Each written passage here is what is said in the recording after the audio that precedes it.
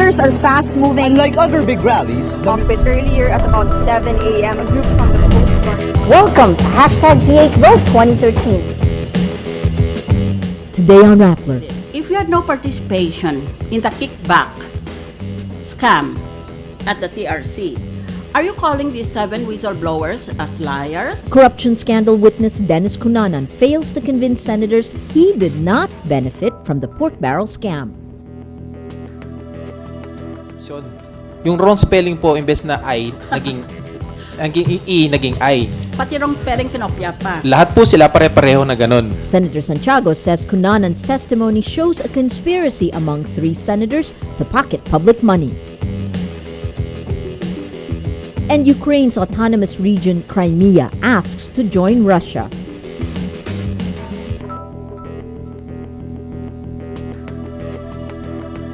Hello, I'm Maria Ressa. Welcome to Rappler, your social news network. Pork barrel scam witness Dennis Cunanan takes the stand at the Senate Blue Ribbon Committee hearing. The first government official to testify claims he did not benefit from the scam. Ayi Makaraig reports. If you had no participation in the kickback scam at the TRC, are you calling these 7 whistleblowers as liars? No, Your Honor. No, Your Harapin Honor. mo, ayan o. No, Your Honor. Oh. Hindi po. Ikaw ba'y natutuwa kang tinawag kang liar? Ano? Hindi Magot po. ka. Hindi po, Your Honor. Hindi. Potential pork barrel scam state witness Dennis Cunanan faces the Senate, but his answers raise more questions. The Technology Resource Center chief says he never benefited from the scam. The problem is, the prosecution's star witness says he did. Instruction of Ms. Jaene Zaplan to prepare, I remember the amount which tinignan ko sa aking records ng financial, which is 960,000. So, dinala ko po doon sa conference room. Since hindi ko naman hindi yung personally na nakipag-usap ako kay Sir Deco, kasi it was Miss Evelyn De Leon, I handed the money to Miss Evelyn De Leon doon sa conference room. Yung senior ko, si Miss Evelyn De Leon, siya yung nakipag-usap kay Mr. Dennis Cunanan. We call him Sir Deco. Nire-recollect ko nga namin yung situation dahil most likely may chance na may once na part ng inspection na ginagawa namin sa mga institutions na nag-i-implement. Senator Grace Poe finds this hard to believe. She points out Cunanan did not mention the meeting in Napoles' office in his affidavit. She says the meeting also contradicts Cunanan's past media statements, denying that he ever met the alleged scam mastermind. So, hindi kayo sigurado, maaari, sabi mo. Hindi mo matandaan ang pagpunta sa JLN. So, anong nangyari dun sa pera na sinasabi ni Ben Herluy na naibigay daw dapat sa inyo, pero kinorse dun sa isang representative? Hindi mo natanggap yon? Your Honor, hindi po. Poe pursues a tough line of questioning, pointing out inconsistencies in Cunanan's statements, background, and connections. Cunanan admits he was appointed executive director of the Commission on Higher Education during the Arroyo administration, even without a college diploma.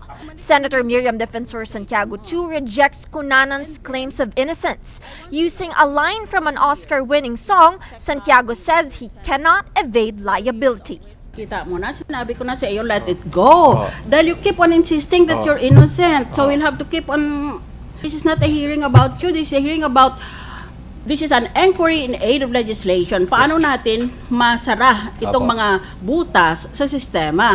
So I debate you on this issue that you keep on repeating for 10 pages that you are only undertaking a ministerial duty. A ministerial official discharging ministerial functions has no immunity from suit. So drop this angle. Senators warned Justice Secretary Leila De Lima against accepting witnesses without testing their credibility. Hindi ko sinasabi na perpekto muli ang testimonya ng iba, pero may pag-amin na malinaw at merong voluntaryong pagsusoli. Sana naman, may kasabihan nga, wag tayo sanang mapuwing ng sarili nating alikabok o tamaan ng sarili nating kidlat. The senators say they will leave it up to the Department of Justice to resolve the contradictions between Louie and Cunanan's testimonies. De Lima says Cunanan's testimony is necessary to secure the conviction of the top players in the scam. But can the prosecution achieve that victory while undermining its star witness? The curious case of Dennis Cunanan renews questions about how the government is handling the biggest corruption scandal as taxpayers get more impatient for justice.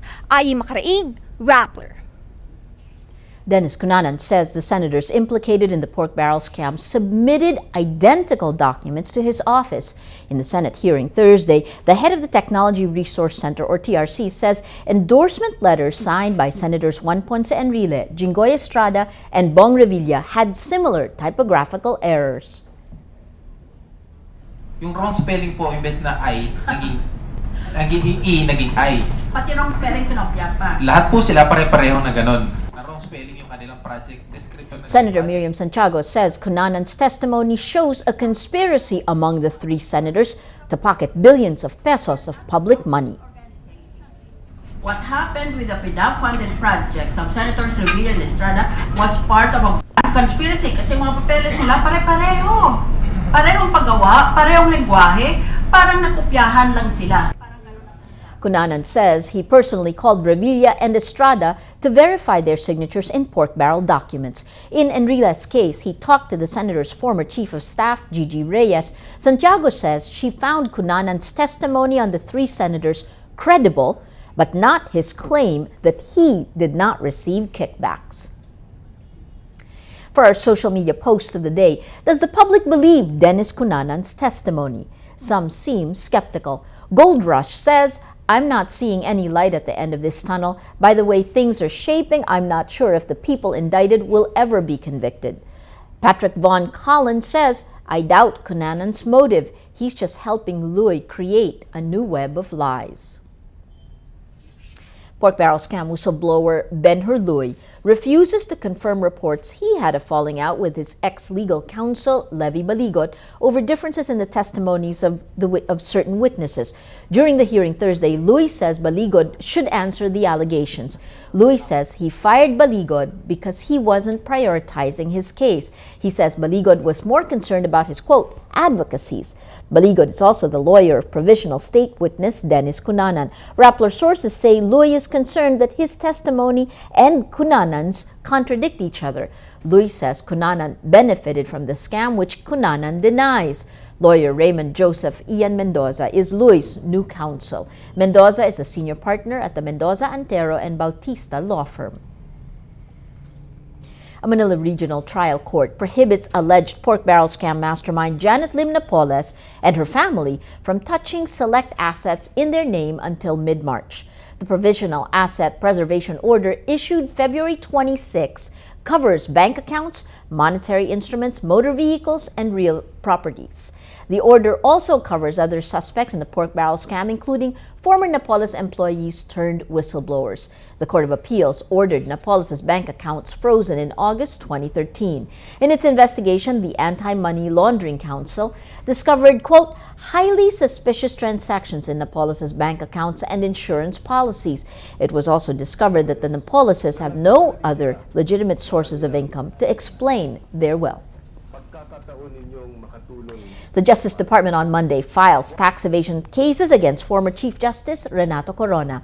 Corona is indicted for failing to pay 120.5 million pesos in taxes and failing to file his income tax return for 6 years. On Thursday, State Prosecutor General Claro Arellano says the department denied Corona's motion for reconsideration against a tax evasion complaint filed by the Bureau of Internal Revenue on August 30th.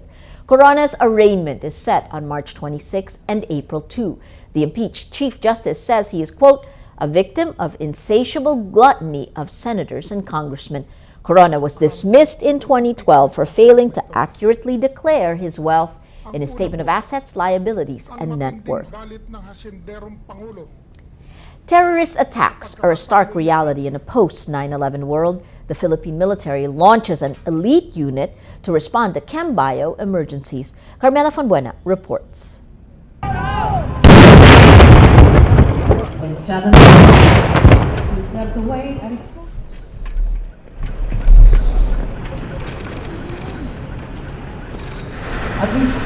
withdrawal upline of the Confederate few hour casualties.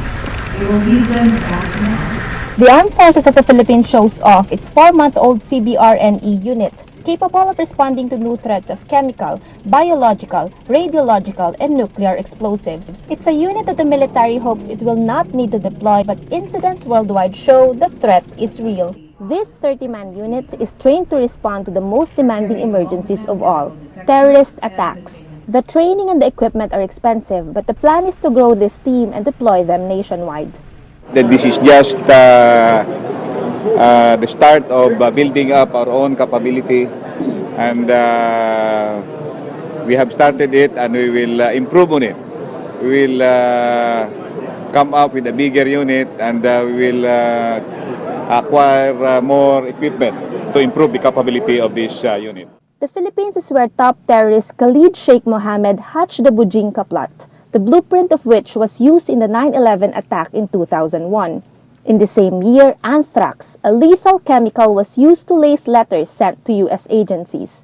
Local terrorists bombed a Philippine super ferry in 2004, the biggest maritime terrorist attack in history, and a bus in Makati on Valentine's Day in 2005. There's the Tokyo sarin gas attack in the same year. In Syria, thousands of civilians were killed by chemical attacks. Terrorist threats nowadays include human bombs, liquid bombs, printer bombs, underwear bombs, and bombs surgically implanted in the bodies of terrorists. In 2013, there was the Boston Marathon attack that used pressure cooker bombs. In our case, where we actively use this as a means of containment, is our deployment in the UN. If you remember, we had a threat of a chemical attack in our deployment in Golan Heights that prompted us to have more protection equipment because the threat is real. Smart Technology, a security company tapped to train the Filipino troops, says armed forces worldwide should continue to upgrade as terrorist groups innovate. From the terrorist point of view, they're always looking for new methods to attack us. When we become starting more aware on explosive sectors, they start looking at the other market, for example, anthrax and other biological and chemical substances as well. As technology evolves, so does terrorism. The Philippine military says a special crack unit will be one of the many steps in coping with changing threats in a changing world. Carmela Fonbuena, Rappler, Quezon City. Observers warn about a possible backlash from China once the Philippines files its memorial or written pleading in its historic case against Beijing over disputed territories in the West Philippine Sea or the South China Sea. The memorial is due on March 30th. Former Interior Secretary Raffy de Guzman says, quote, "China is threatening us not to file. They've said behind the scenes, don't do it or else." Alunan cites the economic sanctions China imposed in 2012 at the height of the Panatag standoff. Back then, China advised its citizens not to travel to the Philippines and also blocked the entry of Philippine bananas, supposedly because of crop diseases. Former National Security Advisor Roy Logoles earlier said China offered the Philippines incentives to stop it from filing its memorial. The Chinese Foreign Ministry denies this reported incentive. Pro-Moscow authorities in Crimea asked Russian President Vladimir Putin to examine a request for the region to join the Russian Federation. Crimea's parliament sets the referendum on March 16 to ask residents if they want the region to become part of Russia. Crimea is an autonomous region in Ukraine. It fell under Russian control in recent days following the ouster in Kiev of pro-Moscow President Viktor Yanukovych. The move is the latest in rising tensions between the two countries. On Wednesday, UN Special Envoy to Crimea Robert Seri says he cut short a mission to Crimea after being threatened by unidentified pro-Russian gunmen. Seri tells CNN armed men confronted him and tried to force him into a car. The North Atlantic Treaty Organization, or NATO, also says it will put accords with Russia under review. Ukraine accuses Russia of a military invasion in the disputed region, but Putin denies this. He also says he does not believe the new leaders in Kiev are legitimate. Ukraine's former Prime Minister Yulia Tymoshenko told Al Jazeera Kremlin has declared war not just on Ukraine, not just on Crimea, but on the whole world. The more time we lose, the more we have to lose. Let's now look at Rappler's Wrap for today, a list of the 10 most important events around the world you shouldn't miss. At number 6, Canada's Prime Minister Stephen Harper is open to softening laws against recreational marijuana use, changing his tone from 7 years back when he hit what he called a Beatles-era drug culture.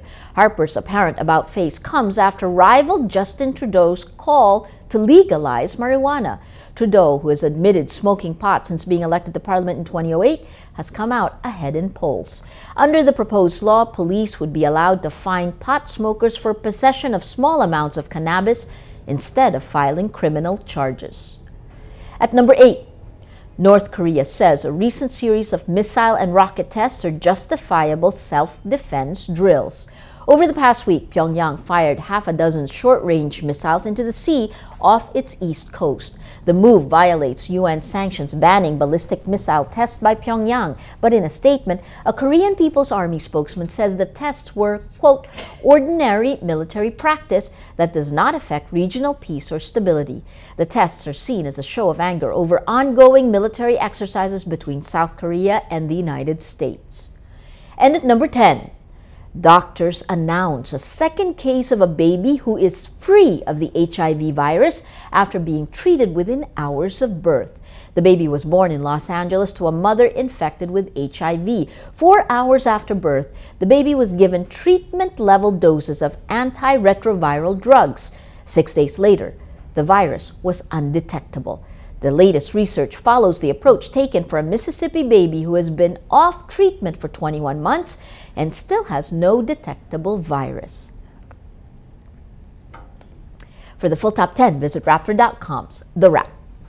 An asteroid the size of a football field makes a close pass by Earth Wednesday. U.S. Space Agency NASA says the asteroid, called 2014 DX-110, passes close to the Earth around 2100 GMT or 4 a.m. Manila time.